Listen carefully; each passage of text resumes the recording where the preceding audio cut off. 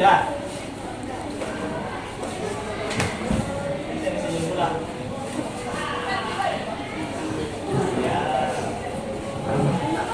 Assalamualaikum warahmatullahi wabarakatuh. Okay, before we start our study today, please Chairman, go ahead to lead the prayer together. Silakan 15 verse.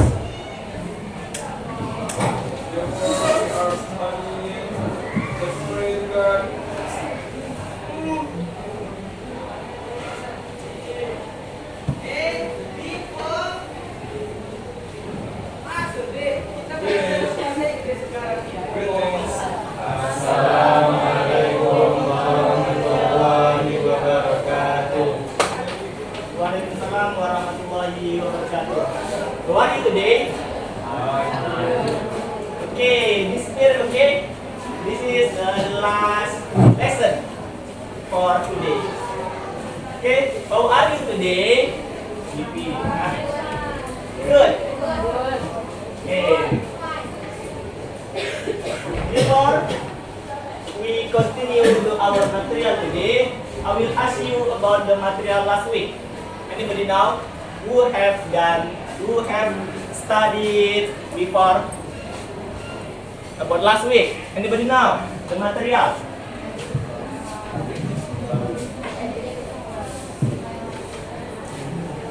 Anybody know about the material last week? No sure. Last week. If anyone now, raise your hand and give your opinion. Anybody know? What? Apa tuh? Materi apa yang telah kita pelajari sebelumnya? Sebelum class. Sebelum class. Hah? Okay, that's right. That's good. Excellent for you. Yes. Nah, we will continue today about the adjective clause. Yes. Why we have learned about adjective clause? Kenapa kita harus belajar tentang adjective clause? Nah, adjective clause ini adalah sebuah kalau bisa dibilang klausa, kumpulan kata yang mana apabila kita mempelajari materi adjective clause ini, maka kita akan mempermudah kita dalam berbicara, speak English, be simple, dengan mudah dan sederhana. Oleh karena itu kita akan mempelajari adjective clause. Nah, untuk kegiatan yang akan kita lakukan today dalam pelajaran ini adalah first, we will discuss about the meaning of adjective clause. Nah, yang pertama adalah kita akan membahas tentang yang namanya apa sih itu adjective clause. Bagaimana sih dia? Apa artinya adjective clause? Nah, second we will discuss about the relative pronoun. Bagaimana sih kita membuat contoh dari adjective clause ini? Nah, oke, kita masuk langsung ke materinya.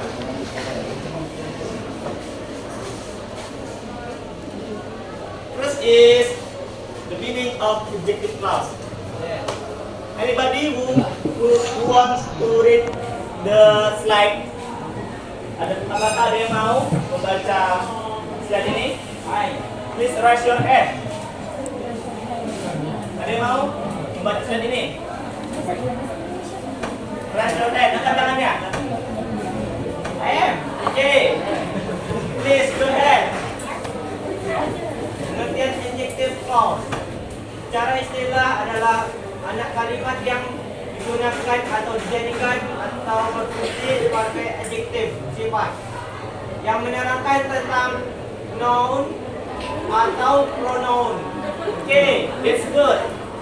Adjective clause adalah sebuah anak kalimat. Nah, di clause itu ada yang nama independent clause dan dependent clause. Nah, untuk adjective clause ini dia termasuk dalam dependent clause.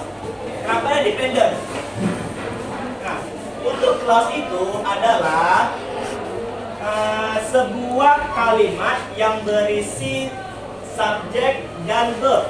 Nah, itu bisa dibilang dengan clause yang independen.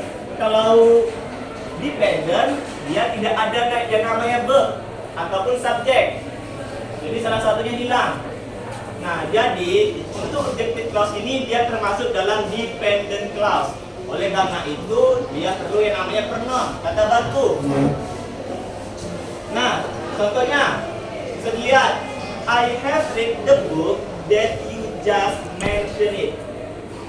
Nah, yang artinya saya telah membaca buku yang baru saja Anda sebutkan.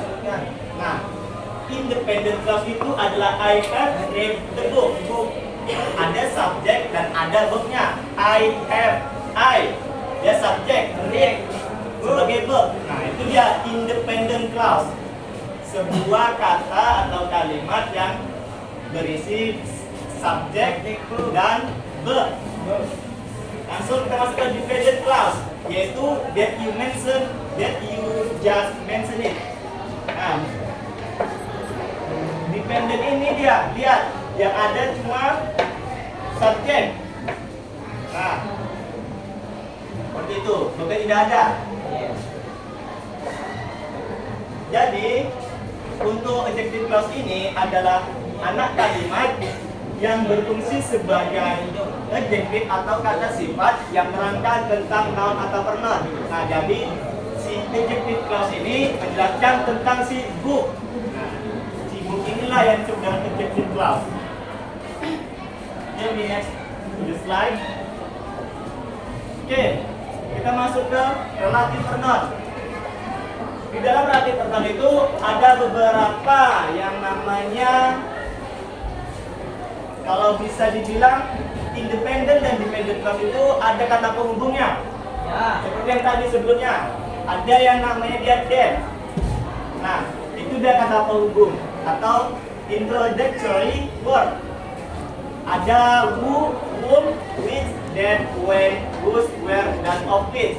Nah, di sini kita akan mempelajari how we use this word. Nah, bagaimana sih kita menggunakan kata-kata ini? Ada who, kapan kita menggunakan who? Ada whom, kapan kita menggunakan whom? Dan selanjutnya. Nah, disinilah kita akan mempelajarinya.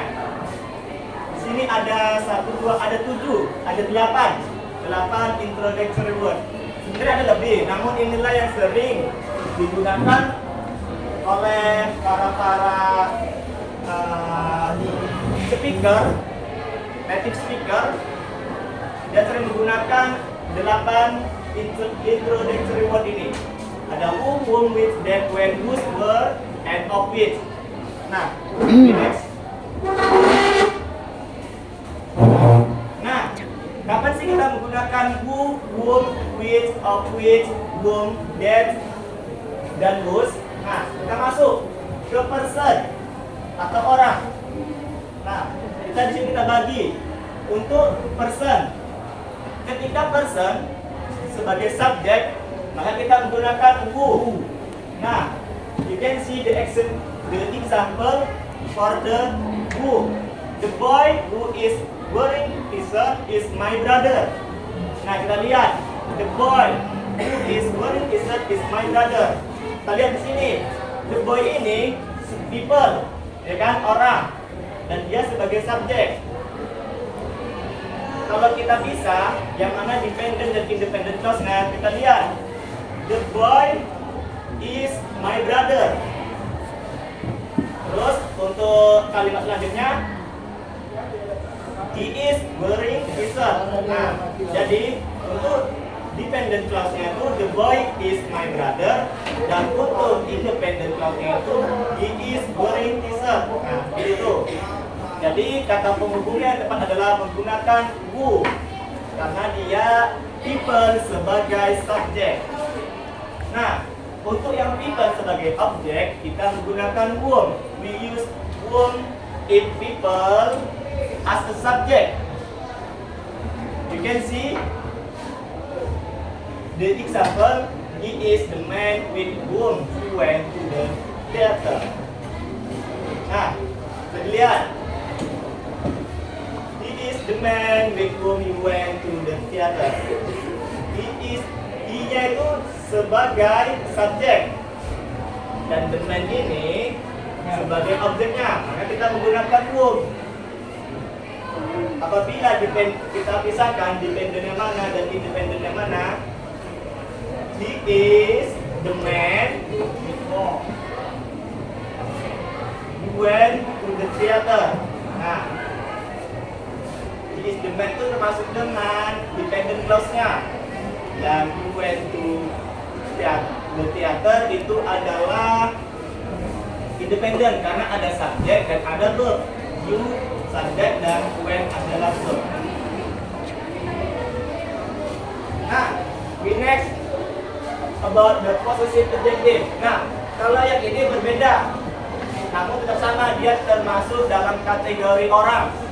Nah, untuk orang ini dia bersifat kepemilikan seperti my, your, our, their. Nah, seperti itu. Apabila dianya kata pengganti yang my atau our atau their, nah, dia menggunakan whose. Contohnya, the boy whose picture you saw is my brother. Bisa kita lihat, the boy whose picture you saw is my brother. Nah, bisa kita pisahkan di sini, the boy is my brother sebagai dependent clause-nya dan his picture, her picture you saw, nah, itu adalah independennya karena ada subjek dan ada verb-nya.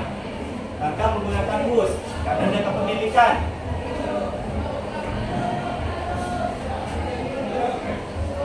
Nah, untuk noun, sebelumnya kita sudah mempelajari tentang yang person. We next about the noun, kata benda. Untuk noun, subject or object, noun sebagai subject or object, kita menggunakan which. Contohnya, this is book which you steal. Nah, kalian itu book sebagai noun sebelum itu dictionary word-nya atau relative pronoun-nya, maka kita menggunakan which di situ. Nah, untuk non possessive bisa kita lihat itu seperti sebelumnya, seperti people possessive. Kalau yang sebelumnya menjelaskan tentang kepunyaan orang, kalau yang ini kita berbicara dengan menjelaskan kepunyaan si benda. Apa sih yang dimiliki si benda itu? Bagaimana sih sifatnya? Apakah dia termasuk dalam benda-benda yang terdiri di dalam kelas atau seperti yang lain? Contohnya, I see a river and the water of which is quite clean. Nah, kita lihat of which. Nah, di situ ada water sebelumnya. Jadi dia menjelaskan tentang si water itu yang quite clean. Jadi dia menggunakan of which di situ. Karena possessive, noun possessive. Nah, sejauh ini gimana? Untuk people dan noun.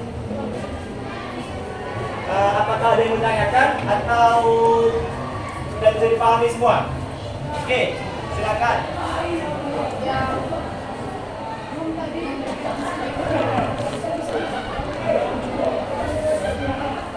Nah,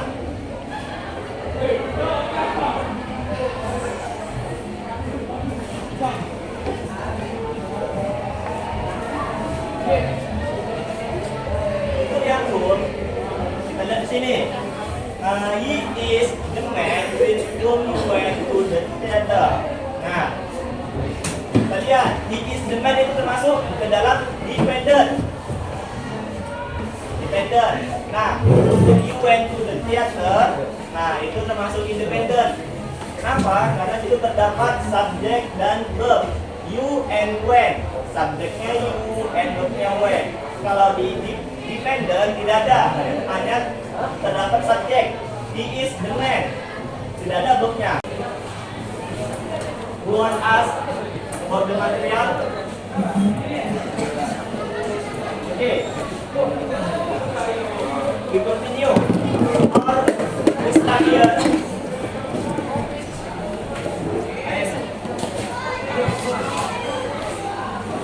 Nah, untuk yang language itu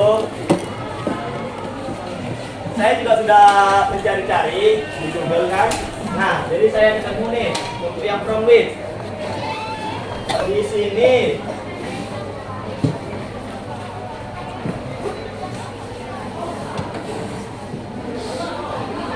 kalau yang from which kita bisa lihat dari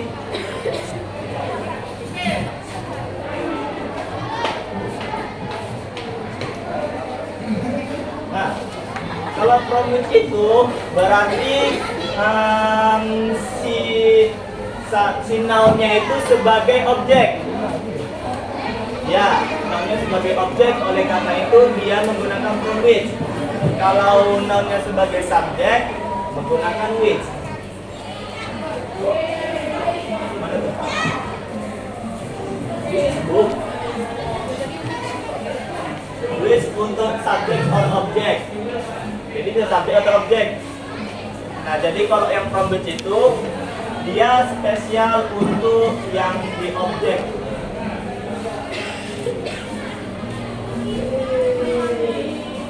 Nah, mana yang lain? Untuk person dan noun-nya, kita masuk ke tempat dan waktu, place and time. Gimana? Sudah bisa dipahami? Apakah ada yang mau ditanyakan? Silakan. Apa? Kita saling sharing-sharing di sini.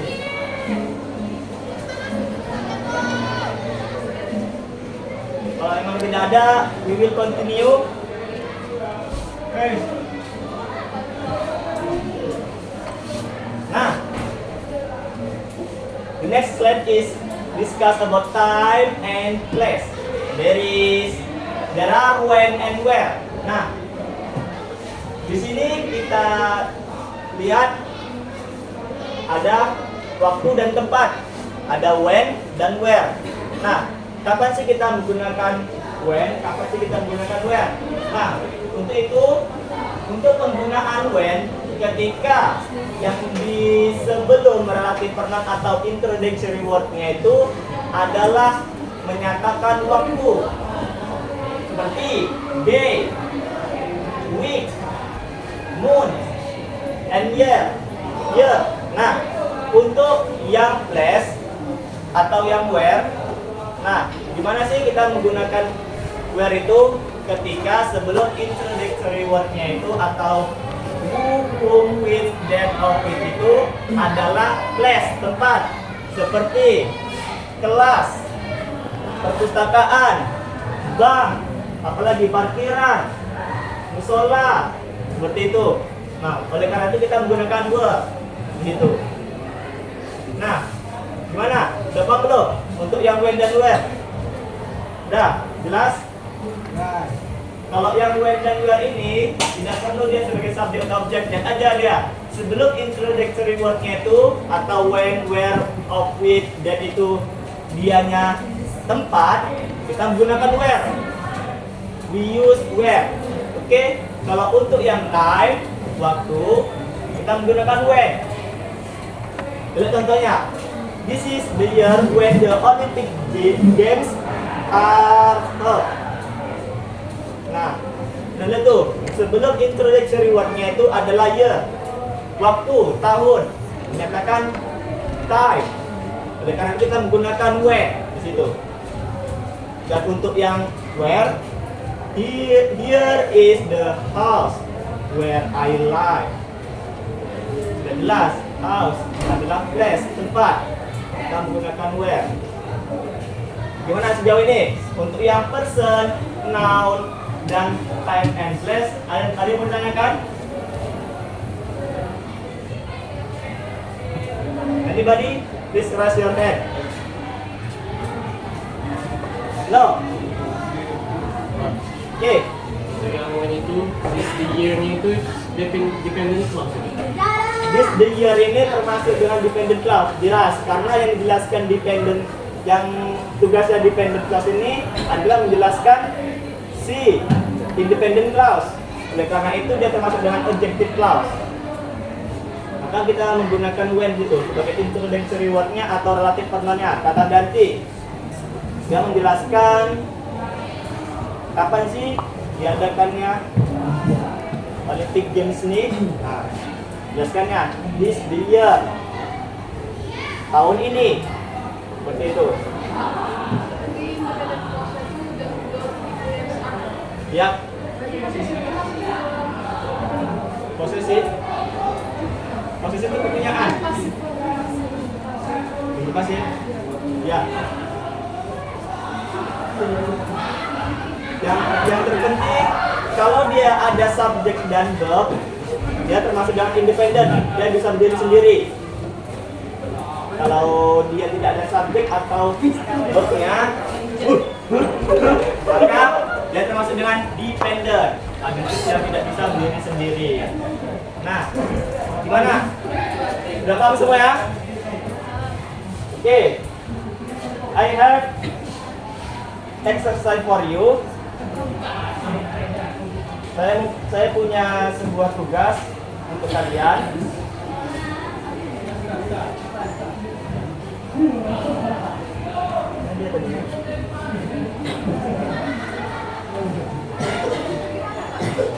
Apa itu? Nah, untuk yang dead itu mudah. Kenapa? Karena dia bisa masuk di whom, who, which. Cuma itu dia masuk karena dia sebagai penggunaan people or noun sebagai subject or object. Kalau untuk possessive tidak bisa masuk dari dead. Kalau untuk tempat dan place tidak bisa masuk. Kenapa? Karena dia itu hanya untuk people and noun sebagai subject or object. Kita bisa menggunakan that. Nah, disitulah kegunaan that. Tetapi ini jangan digunakan karena lebih spesifik. Apabila ada lebih spesifik seperti whom, ketika person sebagai objek menggunakan whom, walaupun di situ ada that. Seperti itu.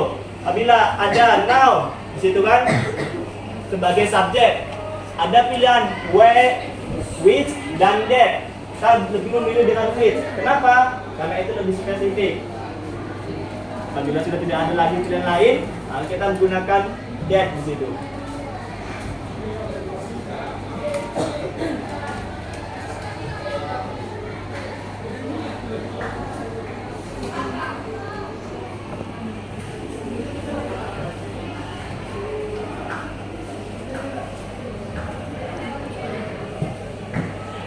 Kalau ada yang bertanya, silakan tanyakan sebelum kita masuk ke dalam pemberian tugas.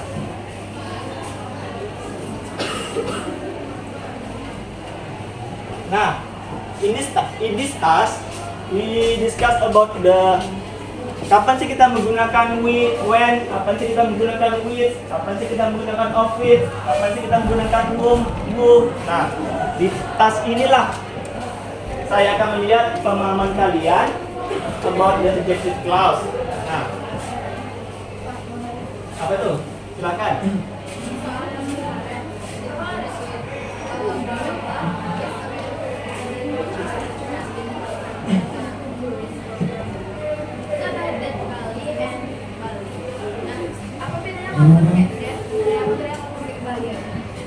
Nah, untuk itu kenapa kita tidak menggunakan bali saja?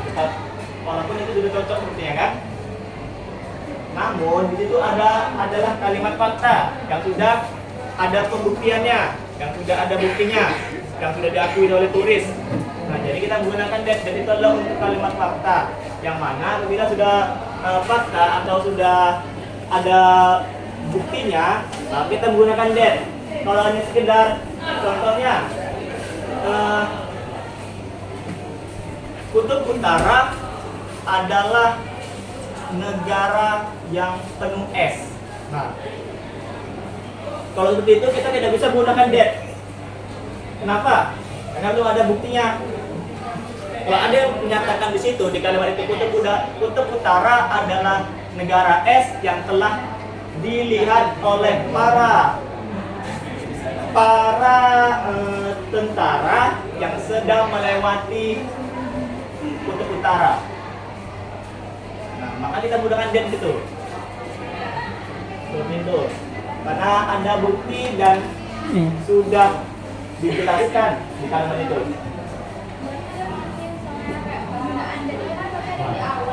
Ya. Tidak, hanya itu saja.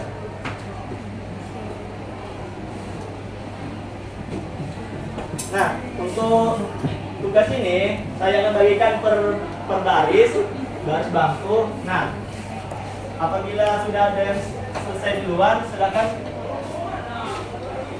bagikan ke saya ya. Silakan kerjasama sampai satu baris belakang. Apa tuh?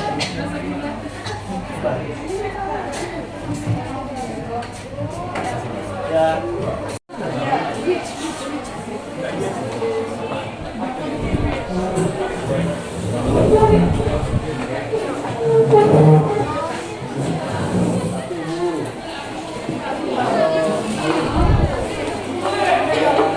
Bu, misi bu. Cepet.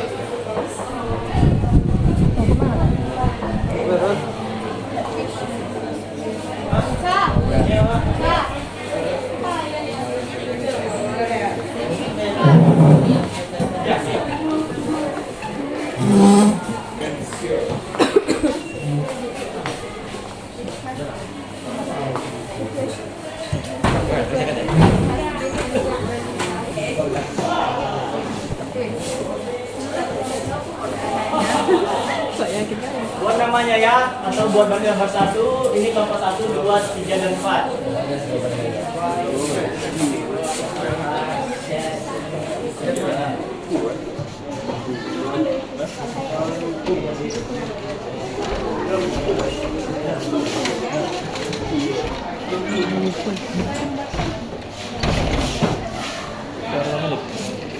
Banyak. Udah gak usah lagi, udah banyak.